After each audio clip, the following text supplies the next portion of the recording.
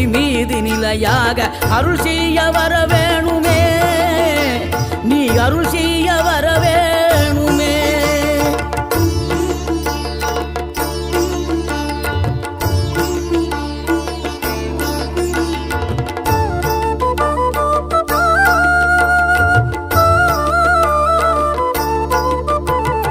இகழ்தலையும் புகழ்தலையும் ஒரு முகமாய் கருதும்படி செவி உரைத்த முத்து குமரன், நீ வறுமையையும் வளமையையும் சமநிலையை உணரும்படி மதி கொடுத்த செல்வ குமரன்.